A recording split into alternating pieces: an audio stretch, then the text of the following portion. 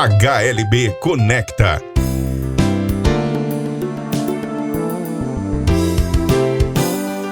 A série de podcasts que liga você aos principais temas do mercado.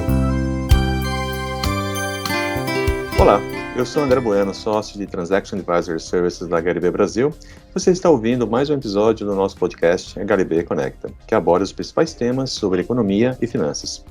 O assunto do momento é a inflação, os preços altos do mercado e como esses fatores prejudicam o poder de compra. Nos 30 dias encerrados na primeira metade de março, o IPCA 15 registrou alta de 0,95%. E, para conter os efeitos no bolso dos brasileiros e no mercado, algumas medidas estão sendo tomadas. Para abordarmos sobre o tema, conto com a participação do nosso sócio e economista Marcelo Fonseca. Como vai, Marcelo? Tudo bem? Olá, como vai, André? Tudo bem? Prazer falar com você e com todos que nos acompanham aqui no HLB Conecta. Sempre um prazer, Marcelo. Vamos começar então a debater esse tema muito importante e como a gente consegue apresentar mais insights para os nossos ouvintes. Primeiro, como medida para conter a alta dos combustíveis e alimentos, o governo federal zerou até dezembro o imposto sobre o etanol e alguns alimentos essenciais que compõem a cesta básica dos brasileiros e tem impacto no Índice Nacional de Preços ao Consumidor, o INPC. Você acredita que essa estratégia pode conter a inflação? André, eu acho que a gente tem que olhar o processo de inflação como um processo de aumento persistente, generalizado dos preços, o que a gente está observando na economia brasileira e também na economia mundial. Especificamente, com relação à sua pergunta, o governo zerou a alíquota de importação sobre alguns itens da cesta básica e também sobre o etanol. O que a gente pode imaginar é que você tem uma queda do patamar de preço. Vamos supor, o preço estava nesse nível aqui, caiu um pouquinho aqui por causa dessa isenção no imposto, mas a dinâmica da inflação continua, ele vai continuar subindo. Então, a gente pode observar uma queda no patamar de preço, mas infelizmente a dinâmica continua. A inflação vai continuar subindo, tudo mais constante. O mercado estima que essas medidas poderão reduzir a inflação do ano em torno de 0,3 ponto percentual, que é muito pouco. Mas, de novo, a gente tem que olhar a questão como um processo dinâmico. No melhor dos mundos, cai um pouquinho o preço, mas ele continua subindo, porque a inflação continua subindo. Então, a gente entende também a ação do governo, porque a inflação está muito elevada, sobretudo em bens de consumo. A gente vai no supermercado, a gente vê como os preços estão elevados. Mas eu não sou muito esperançoso com relação a isso, na medida que o processo como um todo da inflação, ele infelizmente, segue firme. Perfeito, Marcelo. Fantástico. E lógico, muitas medidas, como a gente falou, apesar do congelamento de impostos, você acredita que com essa medida de congelamento, o consumidor final ele vai conseguir sentir a redução nos preços? Você acha que tem espaço para isso? Pois a pergunta é muito boa, porque esses bens que estão elencados nessa medida são bens de livre comercialização. O preço é formado com base em oferta e procura, né? E o governo pouco controle tem ou nenhum tem sobre esse processo, né? A gente já teve experiência no passado, onde a gente tentou fazer controle de preço, isso não funciona, a gente se levou a racionamento, uma série de outros problemas. Então você tem a oferta e procura desses bens, você tem o próprio problema desses bens que estão sendo afetados pelo problema que está ocorrendo agora, que é o problema pós-Covid da guerra, ou seja, o preço das commodities também está se elevando muito. Quando a gente observa a questão da oferta e da procura, os preços que estão subindo de uma forma geral, não necessariamente a gente pode garantir que o consumidor vai observar a redução do preço. Eu vou dar um exemplo também do que pode acontecer com esse tipo de medida. Por exemplo, no caso do etanol, o governo reduziu lá o imposto sobre etanol. Espera-se então que o preço do etanol caia. Mas imagine aqui no nosso exercício que o preço do etanol cai e todo mundo que abastecer vai optar pelo etanol. Dado um nível de oferta, pode ser que a demanda aumente muito e o preço suba. E a medida acaba ficando inócua. Estou só fazendo um exercício aqui, para as pessoas entenderem que existe esse processo de oferta e procura livremente, ele tem efeito obviamente no final das contas sobre o preço. A gente sempre espera que o preço vai diminuir.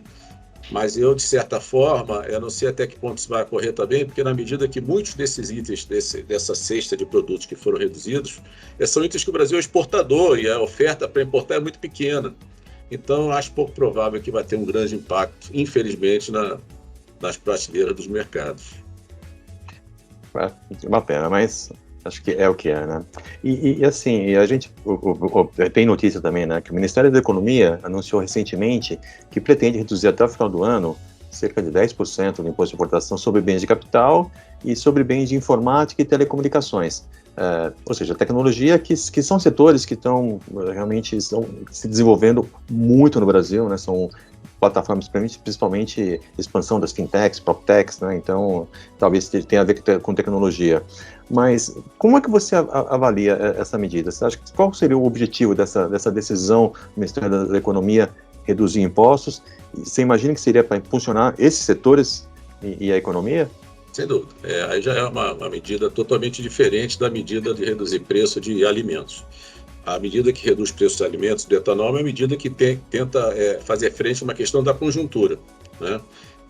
Quando você tem uma medida de reduzir preços sobre bens de capital, você já tem uma questão estrutural da própria indústria, né? Você quer que a indústria tenha acesso a bens com conteúdo tecnológico elevado, a um preço menor, para que ela possa incorporar aquilo no seu processo de produção, enfim.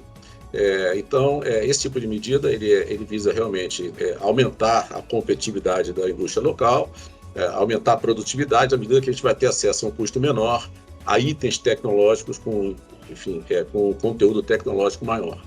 A medida é muito boa, ela, na verdade, se não me engano, em março do ano passado já houve uma rodada de 10% de redução, agora mais 10, 20%. É uma forma de abrir a economia. Isso também traz todo junto um processo de inovação, porque você também aumenta a concorrência sobre quem está aqui dentro, todo mundo tem que se movimentar para fazer frente ao produto importado, ficou mais barato, e esse processo é um ciclo virtuoso, e exatamente como você falou, isso é para, na verdade, melhorar esses setores da economia e melhorar também o bem-estar dos consumidores, que vão ter acesso a produtos melhores, com índice tecnológico melhor e muitas vezes a um preço menor. Então, acho que basicamente, ou seja, o que você acabou de falar, Marcelo, na verdade, meio que elenca, né? Quais seriam as vantagens, tanto do lado da indústria quanto do consumidor, né? Sim, exatamente. Eu acho que nesse caso a vantagem é para todos. A indústria vai ter acesso a bens de capital mais baratos, que ela incorpora na sua produção, eventualmente, ou aos seus produtos que ela vende, né? E o consumidor vai ter acesso a produtos melhores, com um grau de inovação e tecnologia maior, a um preço menor. É o que se espera. O preço menor também reflete a abertura da economia, tem toda uma lógica por trás disso, e também a produtividade que aumenta. Enfim, isso tudo deveria lá na ponta chegar para o consumidor com produtos melhores a um preço menor também. Bom, e aí usando aquela metáfora, aquele ditado famoso, que não tem almoço grátis, né? Seguindo com essas medidas, o governo vai deixar de arrecadar cerca de R$1 bilhão até o fim do ano, né? E em um período de econômico instável que nós estamos vivendo, além dos pontos positivos, quais são os negativos e como o governo pode arcar com esse rumbo? Essa renúncia fiscal nunca cai bem em um governo que tem déficit fiscal, né, na situação do país. Eu acho que, como você falou, não tem almoço de graça, então tem que começar a cobrar almoço de alguém. Né? Já tem muita gente almoçando de graça, então tem que começar a rever a questão de subsídio.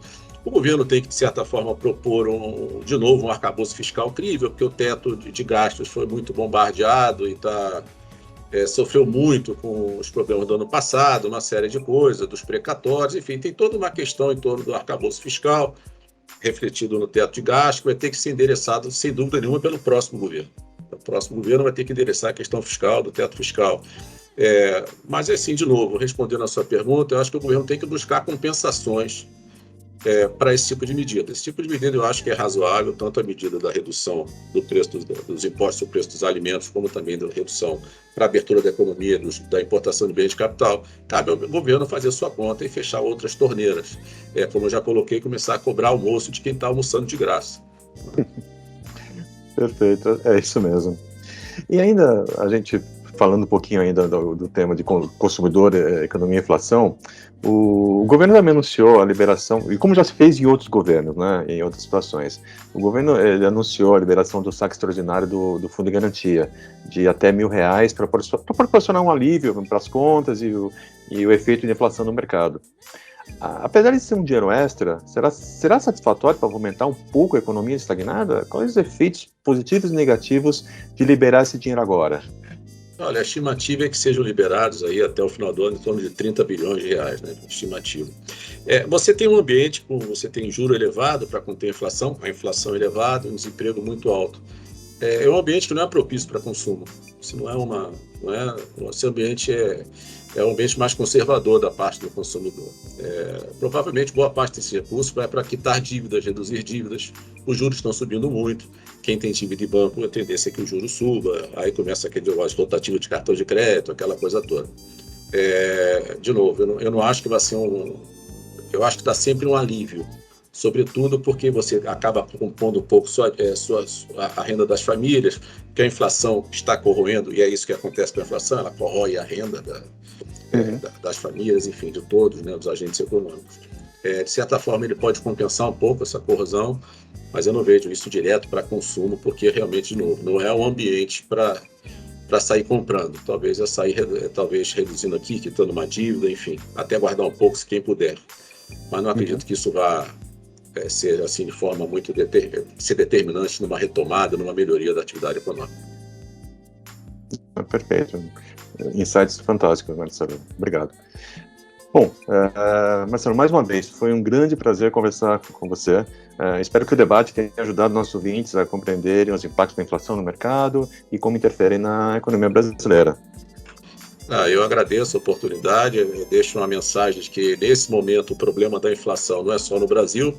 O Brasil sempre esteve acostumado, a inflação é só aqui. Agora não, a inflação agora é mundial.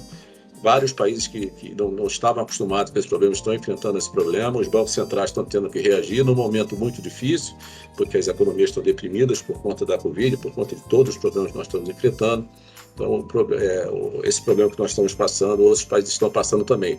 Não quer dizer que isso seja a solução em si, mas para que a gente entenda o que está acontecendo no mundo, é importante falar que isso é um problema mundial. Isso está impondo uma série de desafios para o governo, porque fica o Banco Central, de um lado, tendo que conter a inflação, e do outro lado, o governo tendo que, de certa forma, ter um afrouxamento fiscal para ajudar a retomada da economia, enfim, auxílio, uma série de coisas, né? Então é difícil para quem também formula a política econômica, é um momento difícil, mas de certa forma a gente entendeu o que está acontecendo no mundo todo para entender o que está acontecendo aqui no Brasil também. Mas muito obrigado pela oportunidade mais uma vez.